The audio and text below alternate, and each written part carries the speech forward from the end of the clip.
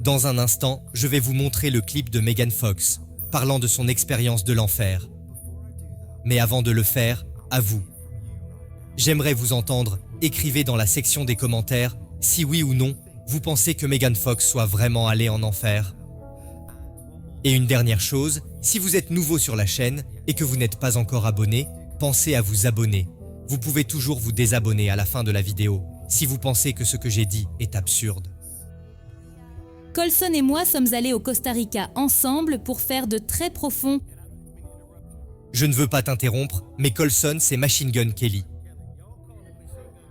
Vous l'appelez tous Machine Gun Kelly, mais en privé elle ne dira pas « Veux-tu une bouteille d'eau Machine Gun ?»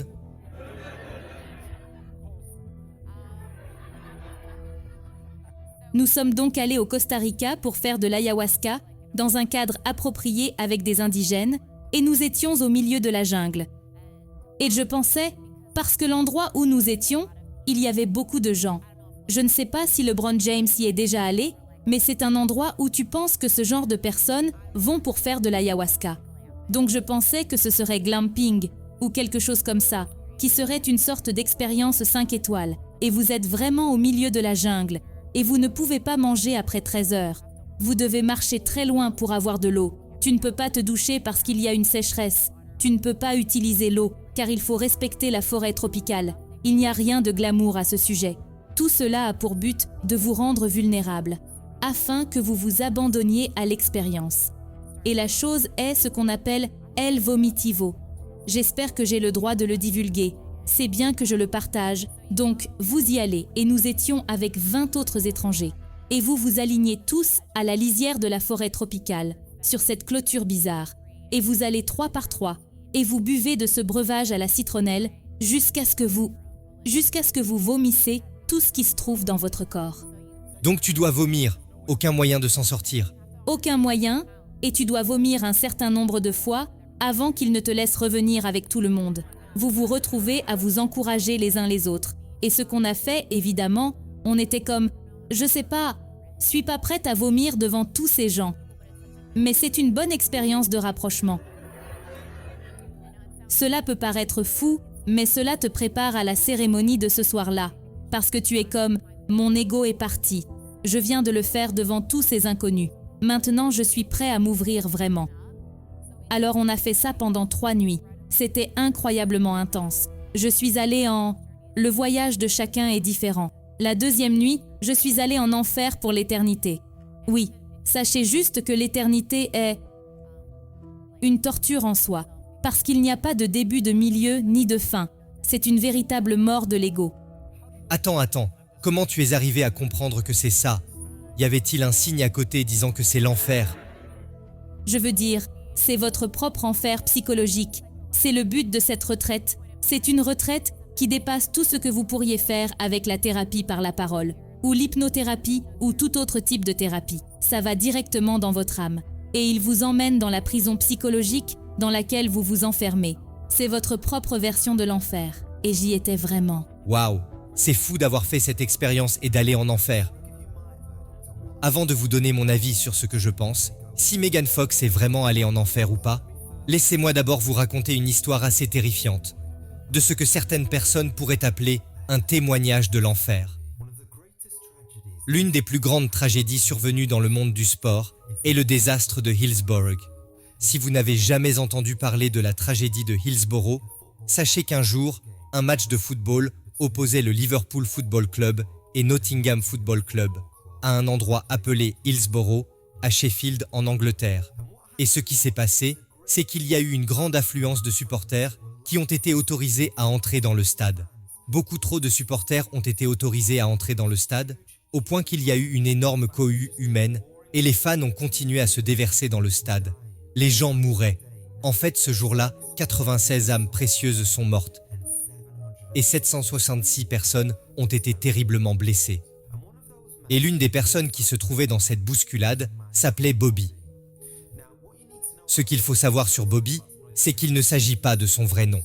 Mais pour les besoins de cette histoire, appelons-le Bobby. Bobby n'était pas anti-chrétien, mais il ne cherchait pas du tout les choses de Dieu et n'était pas intéressé. Et quand Bobby était dans cette cohue, il voyait des gens mourir. Il a dit qu'il avait vu un enfant devant ses propres yeux et que la vie l'avait quitté. Et Bobby savait qu'il allait mourir. Et comme la bousculade devenait de plus en plus serrée, il pouvait se sentir suffoqué. Et il a dit qu'alors qu'il se sentait mourir, il pouvait sentir une certaine chaleur dans ses pieds. Il pouvait sentir des sortes de flammes brûler dans ses pieds. Et il avait l'impression de s'enfoncer, de plus en plus, dans la terre. Et alors qu'il s'enfonçait de plus en plus, il pouvait entendre des cris, des hurlements, des gens qui criaient, les cris les plus horribles qui percent les oreilles, qu'il n'avait jamais entendus auparavant. Et alors qu'il pensait que c'était fini et qu'il allait aller en enfer, il a entendu une voix dire ceci: « Appelle-moi, appelle-moi. »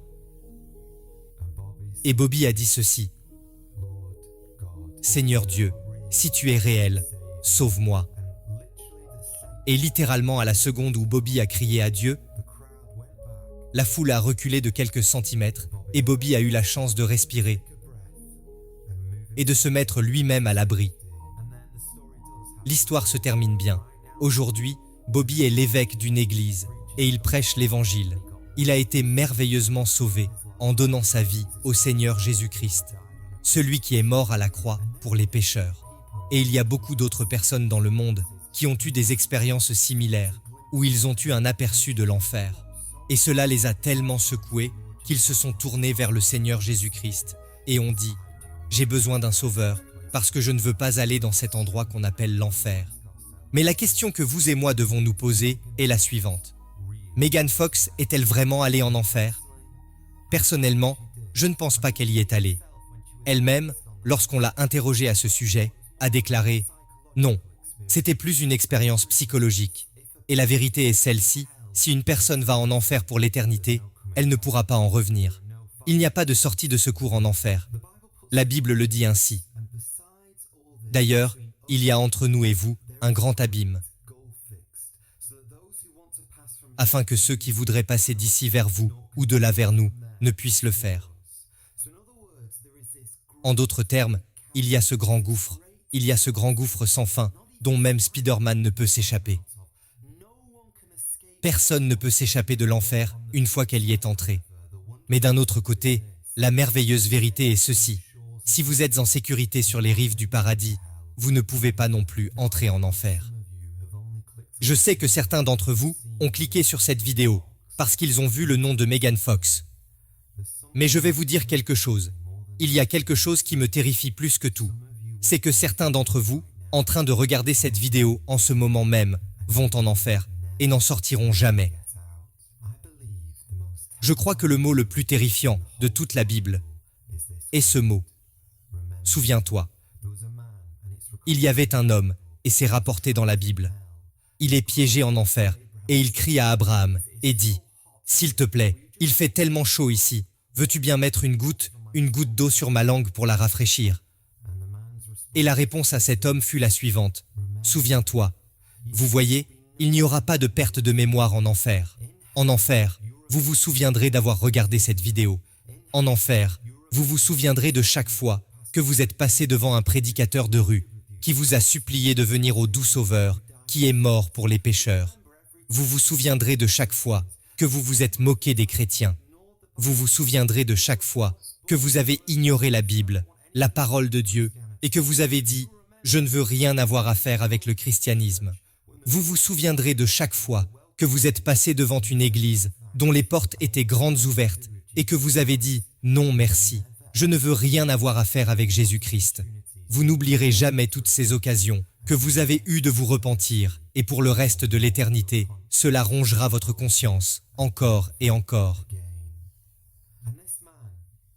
Et cet homme a prié en enfer. Savez-vous qu'il y a des gens qui prient en enfer, mais que personne ne leur répond? Savez-vous qu'il y a un jour où la miséricorde est à jamais coupée? Et mes chers amis, certains d'entre vous n'ont plus beaucoup de temps à vivre. Y a-t-il quelqu'un qui écoute ma voix aujourd'hui et qui peut me garantir qu'il sera là l'année prochaine? Y a-t-il quelqu'un qui entend ma voix actuellement et qui peut me garantir qu'il sera là le mois prochain? Y a-t-il quelqu'un qui peut entendre ma voix en ce moment même, qui peut me garantir que demain, vous vous réveillerez et que vous aurez un autre jour, que vous aurez à nouveau du souffle dans vos poumons. Vous ne pouvez pas, n'est-ce pas? Donc chacun d'entre nous doit être sage pour se tourner vers le doux Sauveur, vers celui qui a enduré l'enfer sur la croix.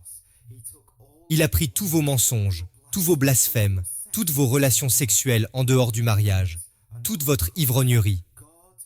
Et sur cette croix, Dieu a déversé toute sa colère sur l'innocent, Jésus-Christ, et l'a puni et écrasé pour vos péchés, afin que tout homme, toute femme qui s'humiliera et criera à Dieu de le sauver et d'avoir pitié de lui, tout comme Bobby a dit, « Seigneur Dieu, sauve-moi ». Si quelqu'un est prêt à le faire aujourd'hui, vous pouvez connaître le pardon de vos péchés et vous pouvez savoir que vous avez une place au paradis. Et vous n'irez certainement pas dans cet endroit appelé l'enfer. Je vous implore aujourd'hui, venez au Seigneur Jésus-Christ. Et si vous n'avez jamais eu un aperçu de l'enfer, n'attendez pas pour essayer de voir si c'est vraiment réel. Ne tentez pas le Seigneur votre Dieu.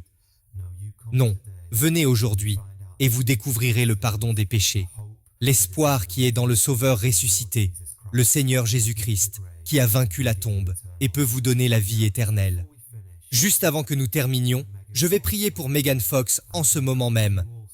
Et je vous encourage également à prier pour Megan, afin qu'elle vienne au Seigneur Jésus-Christ. Père Céleste, nous venons et présentons Megan Fox devant toi. Nous savons qu'elle est l'une des femmes les plus célèbres au monde. Nous savons que beaucoup d'hommes la considèrent comme la plus belle femme au monde. Elle a la célébrité, le talent, l'argent, le succès, la beauté. Elle a tout ce que ce monde peut désirer. Mais nous savons que Jésus a dit un jour, « Que sert-il à un homme ou une femme de gagner le monde entier, mais qu'ils perdent leur âme ?» Et je sais, Seigneur, qu'il n'y a rien de plus précieux que l'âme humaine. Je t'implore donc, Seigneur, de sauver Megan Fox. Que quelque chose de cette expérience qu'elle a vécue l'incite à rechercher les choses de Dieu. Qu'elle lise la Bible et découvre qu'il y a un Sauveur qui peut sauver tout pécheur repentant de l'enfer. Et Dieu de grâce, je prie pour toute autre personne qui écoute en ce moment et qui pourrait aller en enfer. Seigneur, ouvre leurs yeux, qu'ils arrêtent ce qu'ils font en ce moment et se tournent vers toi et qu'ils te demandent, ô Dieu, de les sauver et de les arracher à l'enfer et de leur donner la vie éternelle par l'intermédiaire du Sauveur, le Seigneur Jésus-Christ. Nous prions toutes ces choses en son nom. Amen. Maintenant, si vous êtes déjà chrétien et que vous voulez avoir une idée générale du nombre de personnes qui iront en enfer, veuillez regarder cette vidéo tout de suite. Et encore une fois, si vous n'êtes pas encore abonné à ce ministère et que vous trouvez utile d'entendre parler de la Bible et des choses de Dieu, veuillez considérer à vous abonner. Dieu vous bénisse et merci d'avoir regardé cette vidéo.